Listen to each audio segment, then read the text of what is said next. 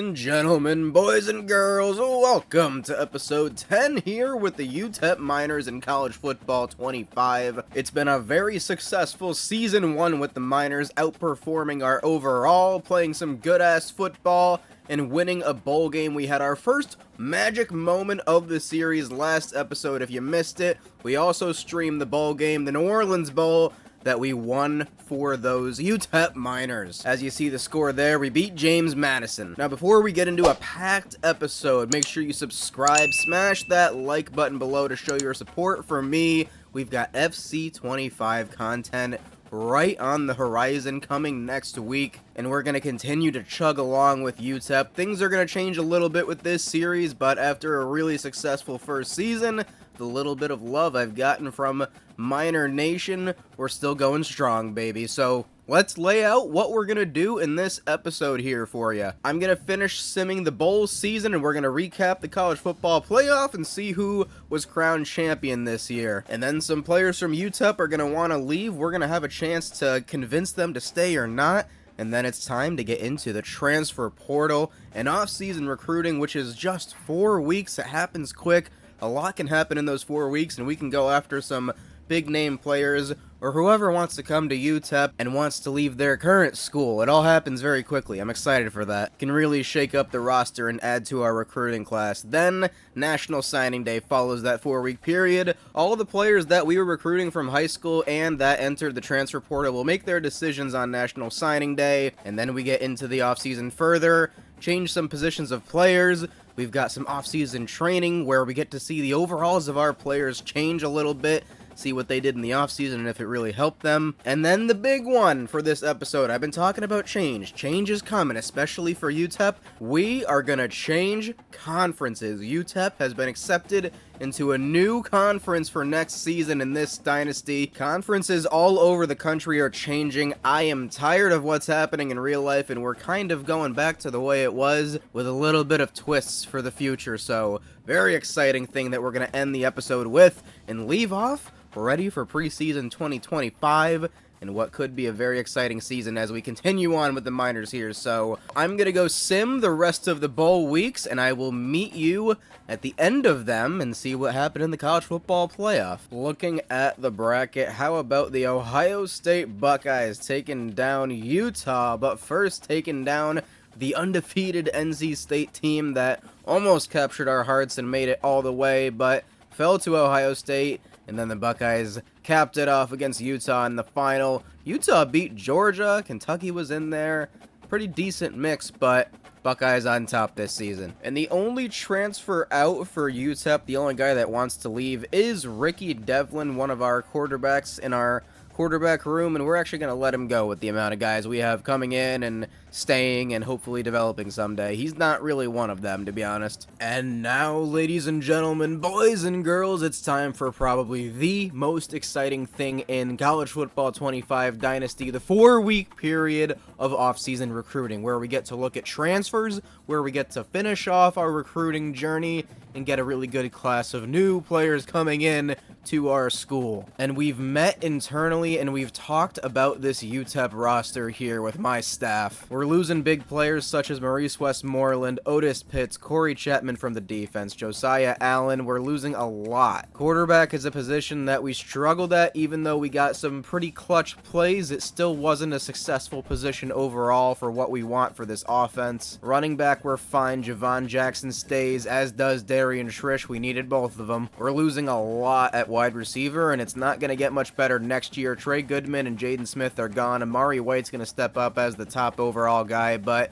besides that, the overalls drop off a lot. Not a lot of talent at wide receiver for UTEP. We do have some freshmen coming in, but I think it's time we make a splash in the skill position department. Tight end was pretty solid overall. Judah Zinwa was a solid player, but we could always use some more help at that position. Our offensive line could definitely use some help, and definitely our secondary, in my opinion, losing 3 corners at the top of our depth chart, so I think we're going to have to make a splash in the secondary as well. And this is where things get real. Let's take a look at the transfer portal here in this dynasty for the first time. We have added some transfers to the board. Let me introduce you to what could be a game-changing class of transfers for UTEP. Dion did it at Colorado. We're going to try to do it at UTEP. Bring in some new talent that's going to start for us right away, starting with 4-star transfer Terrence Brooks, who will be coming over from the University of Illinois in the Big Ten. He's already interested in UTEP, and he's a 4-star recruit in the transfer portal, which means he's going to be an 80 overall or higher for sure. And he will be a senior next year, so we'll get 1 year of his play, and honestly, it might be worth it for our secondary. Let some of our younger guys develop anyways. 2 more guys we're going to talk about here. Taylor McDougald from Omaha, Nebraska is a quarterback for Arizona State. Arizona State's quarterback is actually not in this game in College Football 25. So this is actually a placeholder. This isn't a real human being in real life. But he's real in this dynasty. He's a scrambler, and he's a 3-star recruit. Both of these guys are at quarterback, and I've already looked at their overalls. I've done my research. Taylor McDougald would be a starter for us. He's an 80 overall heading into his senior year. It could be one heck of a year if he transfers to UTEP. But then there's Trey Owens, who I know you already saw, from the University of Texas. He's from Texas. He is a freshman. He'd be transferring in to be a sophomore next year, and he could compete with Cade McConnell for this starting spot. He's in the high 70s overall. He's got a lot of room to grow. He's got an absolute cannon for an arm. That would be a fun transfer if we can somehow land him. But this is the name. This is a program-changing kind of player. Ryan Niblett out of Houston, Texas, was a 4-star recruit out of high school, dynamic playmaker. He's got wicked speed. He's electric on the outside. Also a transfer from the University of Texas. This guy would be our gadget guy, our #1 wide receiver right away, and he's a freshman, gonna be a sophomore. We could get 3 years of him if he doesn't go pro. That's the kind of player we're talking about with Ryan Niblett. He's already interested in UTEP a little bit. We are going to send everything we have, every resource, to try to get Ryan Niblett to UTEP. Another receiver on the board, transfer from UCLA, that big name school, is what you're looking for with transfers. Usually it means you get a little bit higher overall player transferring. If you get that big name school is where they're coming from. Quasi Gilmer, 2-star receiver, deep threat, 6'2". Done my research, he would be a good add as well. Another guy we could be getting from the University of Arizona, Tyler Powell, the 6'7", 245-pound giant tight end. Doesn't have the best speed in the world, but that kind of size, might as well try and go get 2 years of him. And then some other adds. Bram Walden would be our protector for our new quarterback. Gonna help on the outside, one of the tackles for a year. And then how about this name? Kavion Thunderbird from Arizona State. What a freaking name that is. One of the best names in this game. Kavion Thunderbird could be coming to UTEP to help out at middle linebacker. Would be a sophomore next year.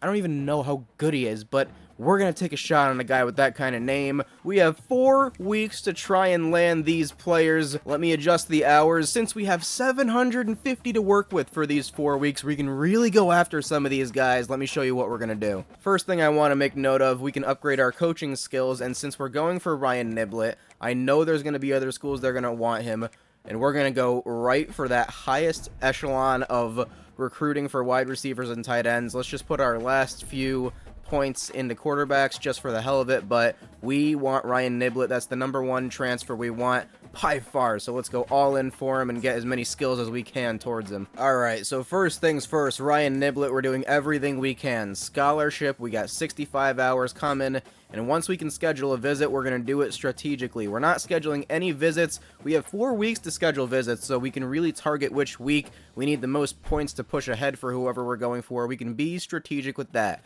The 2 quarterbacks, Trey Owens and Taylor McDougald, we can only give 50 hours to. We've offered scholarships, Basically what we're going to do is we're going to go for these two guys, see if we pull ahead for one of them, and if we can get one of them, great. If we can't, Cade McConnell takes the reins next year again. Terrence Brooks, our only 4-star transfer on the board, would be absolutely electric to get that kind of player with his overall. We're on his board and we're going all in, 65 hours for him. Quasi Gilmer, might as well send the house for him. Tyler Powell, 3-star tight end, 6'7", we're going all in for him.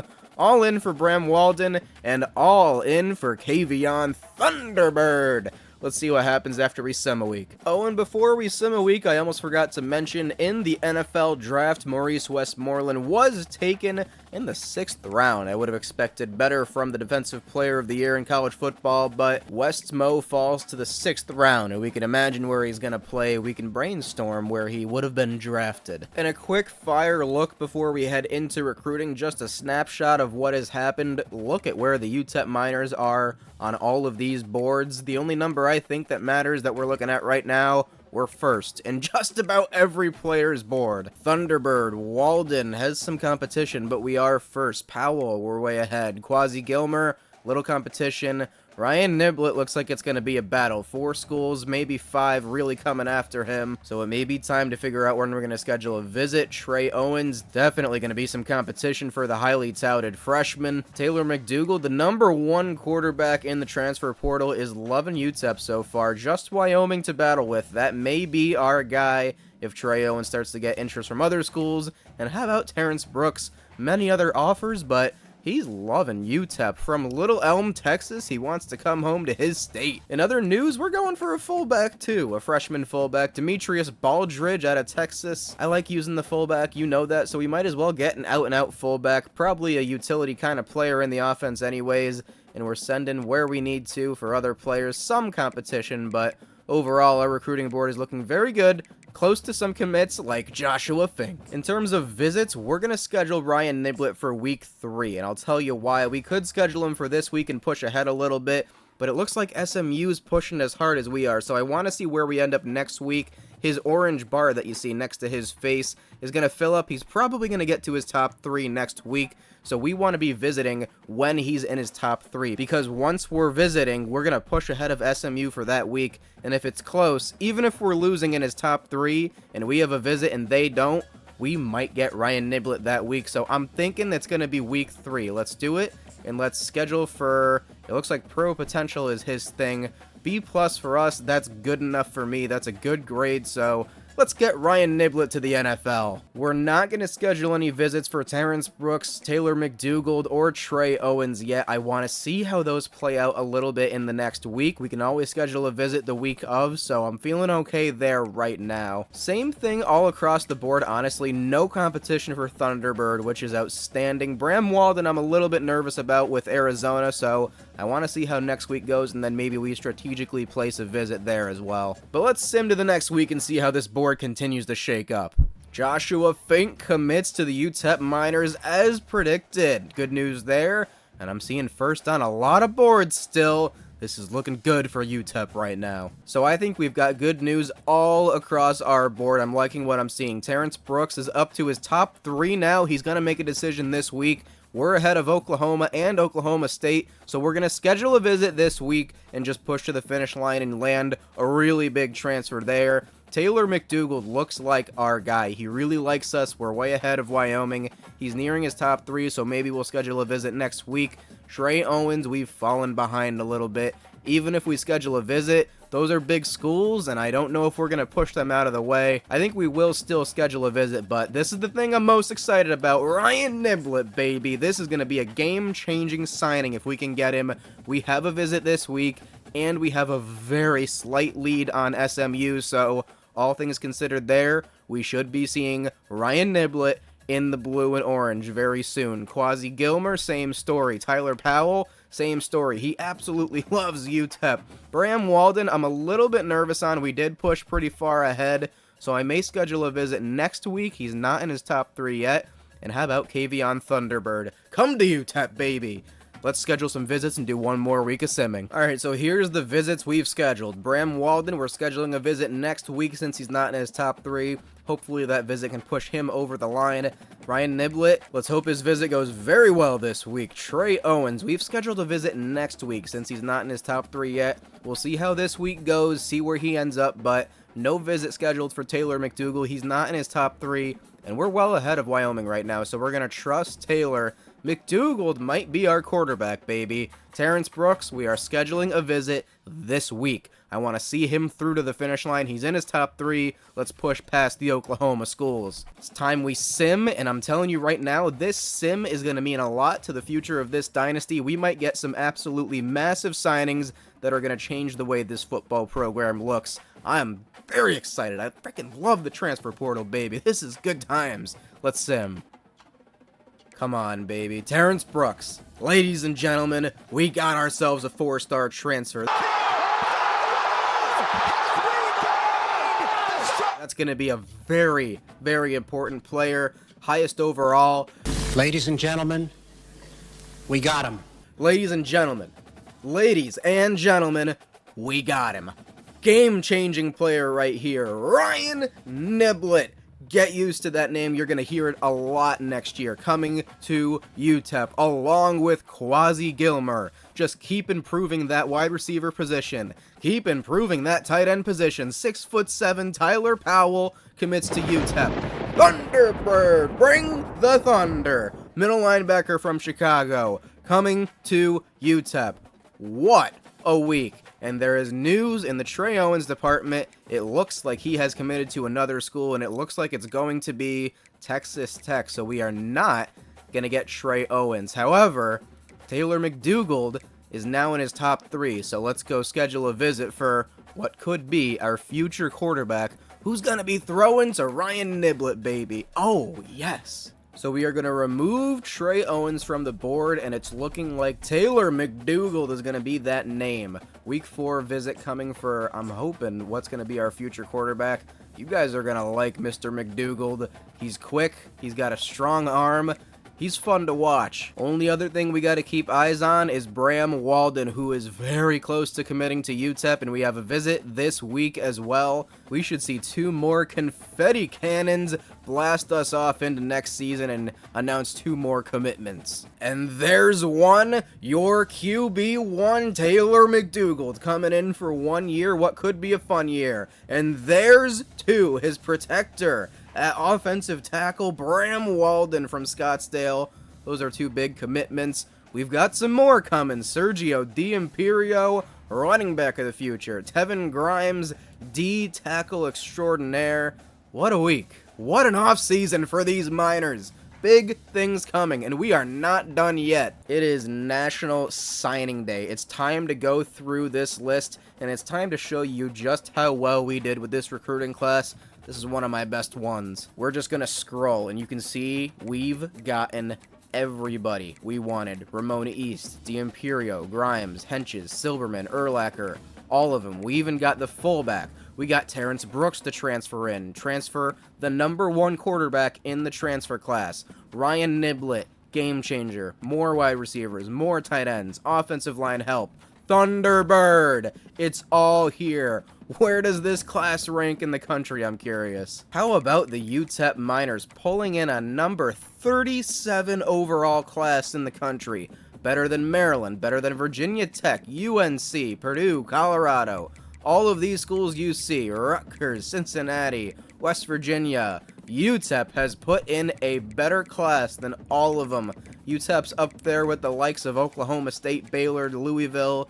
This is a hell of a class. 28 3-stars. Let me just show you the rankings. That is the most 3-star recruits of any school in the country. Come on, baby. Picks up. Next thing on our agenda, we've got position changes. And what's cool about this is we've got 3 athletes in our freshman class. Let's start with Evan Baskerville. You can see that he was a middle linebacker. That's how we recruited him, but that's not how he's going to line up on our team. We want to put him at right or left outside linebacker, in my opinion. We're not very deep there. You can see left outside linebacker, we don't have anybody 70 overall. 2 freshmen, 2 guys that we brought in. John Rowland already looks very good at 68 overall, but we're going to make him a right outside linebacker. Only 2 on the entire roster. Definitely going to need help there, so we're going to make Baskerville a right outside linebacker. And that'll make him a 70 overall. Very good position change there. I know you see that there. What an absolutely outstanding rating. We nailed it with Afa Lava, who's an athlete. And it's funny, you look at his ratings here, he would actually be a better receiving back. Wild. But we have a senior at quarterback, a senior as a backup. JP Pickles is going to be our 3rd string, I think. So honestly, we're going to keep him as a quarterback, a scrambling quarterback. That's what Afa Lava is going to provide for UTEP. And then there's Isaac Carswell, who we brought in to be a center. But you look at his overall as a center, it's a 58. As a defensive lineman, he's much better. And I've been looking through our roster, looking at things that we need. We only have 2 right guards on the roster. Left guard is definitely a deeper position. We have some decent freshmen there. We are going to be losing a senior this year, and I know we can bring in better guards in the transfer portal, but when you look at center, we've got 3 here, a junior, senior, and a freshman. I actually think Carswell would be better off as a right guard. You look at left end, we're stacked. Right end, we don't have as many at that position right now, but we're going to move some of these guys around. I don't think Isaac Carswell would be better off as an end with how many freshmen we have there. And you look at D tackle, we have 3 freshmen here as well. Also a junior, Logolo Ova'a, who's going to improve in overall with training, hopefully. So I think Isaac Carswell is going to be best off as a guard, and we're actually probably going to redshirt him. So we are going to change Isaac Carswell to a right guard, and honestly, we can change that next year if it doesn't really make sense. Just some other housekeeping things. We have a lot of left ends, so let's change one of them to right end. We're going to change Sateki Seko to a right end. And looking at safety, we got a lot of free safeties, not as many strong safeties, but I would like to balance it out, and we can take a guy like, look at this. Oh, Ian Dimukeje, you beautiful man! 97 speed, that's the highest in the freshman class for UTEP. He's also a 68 overall, but he's not great in zone coverage, only 66 zone, so I'd rather a guy like that be a strong safety, kind of a gadget defender.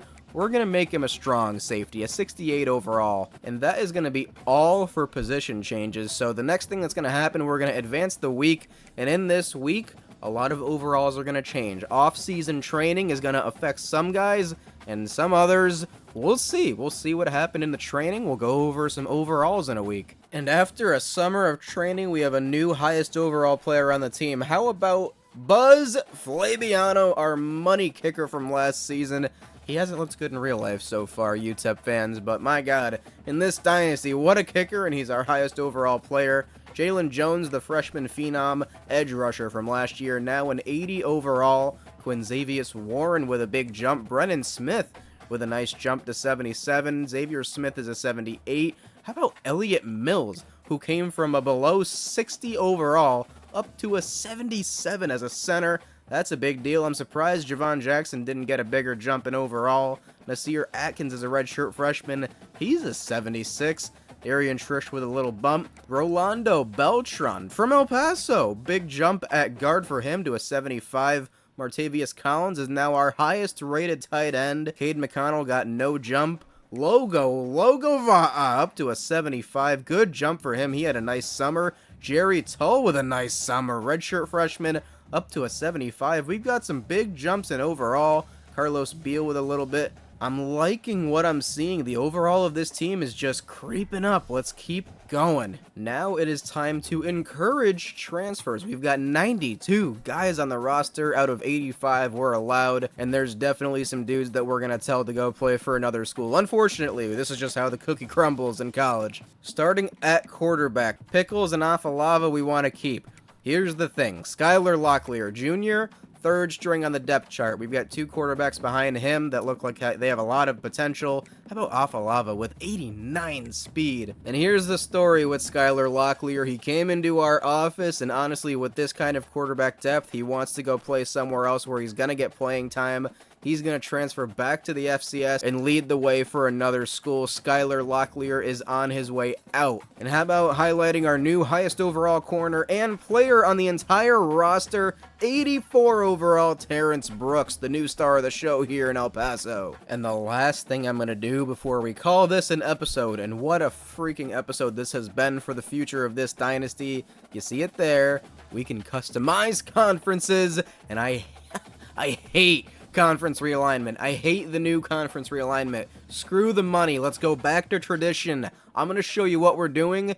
Basically, we're sending it back to the way it was, for the most part. There's definitely some changes coming. One of the big ones involving your UTEP minors. Let me show you what we're doing. The biggest piece of news not having to do with UTEP, the Pac is back. The Pac-12 is back to the way it should be. All West Coast schools, no more flights for Stanford in conference going to frickin' Syracuse, New York. The Pac is back. We have taken Arizona and Arizona State from the Big 12, Stanford and Cal from the ACC, Oregon, UCLA, and USC come back from the Big 10 along with Washington. This is the way things should be. It's only going to be 10, so we're basically going back to the Pac-10, but either way, West Coast schools should be in this conference. The SEC, I actually like the way it is now with Texas and Oklahoma, so that's staying the way it is. Most other conferences stay the same way, but the big ones have a little bit of change. Obviously, the ACC's West Coast schools are leaving, so UCF is joining the ACC from the Big 12. Geographically, it makes a lot more sense for recruiting, and we get in-state rivalries like UCF and Miami and Florida State. Joining the Big 10 is the Cincinnati Bearcats, a school I really feel resembles a Big 10 school. Geographically, it makes a lot of sense. Vibes-wise, I feel like it fits for sure, too. So Cincinnati's going to replace a lot of those West Coast schools in the Big 10, and the Big 10 now has 14 teams. ACC has 15. The Big 12 now has 14 as well. There's a little bit more balance across college football. No longer do we have frickin' 20-team conferences. Although you've probably noticed some changes with the Big 12 here, first being Nebraska going from the Big 10 to the Big 12.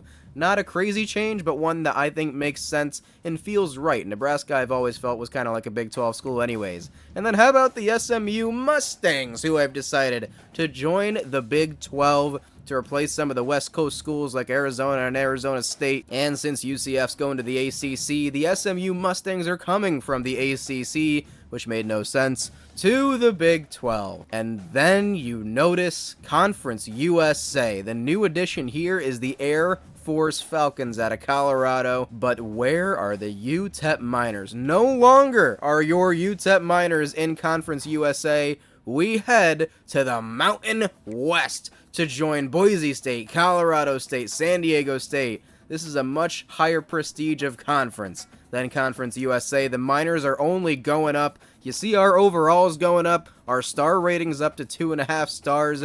We compare to a lot of the schools in this conference. It's going to be a fun year. The only thing I will note that's changing, UTEP is no longer going to be in a conference with rivals such as Sam Houston and New Mexico State. So, yearly rivalries are still going to be a thing. We are definitely going to play New Mexico State once a year. That's going to be something we're going to do in this dynasty. Maybe we'll play Sam Houston occasionally, but New Mexico State is not joining us in the Mountain West. Prestige-wise, I didn't think it made much sense, even though New Mexico is kind of on that same level. So maybe there's a new rivalry developing. Plenty of more geographical rivals to UTEP at this point. A lot of closer schools like Vegas to El Paso. God, this just feels so good. Thank you, College Football 25, for allowing me to customize conferences and have such a baller offseason with our minors. Big things coming. I already told you about them. This next season, things are going to get real. Ryan Niblett, Taylor McDougal, and the Miners are coming for you in the Mountain West. We're going to get through the preseason and play our Week 1 matchup next episode. You'll find out who that's against and what our schedule is going to look like for this 2025 season. And until we kick things off with the Miners in Season 2, this has been Therios. You'll never walk alone. And picks up, ladies and gentlemen.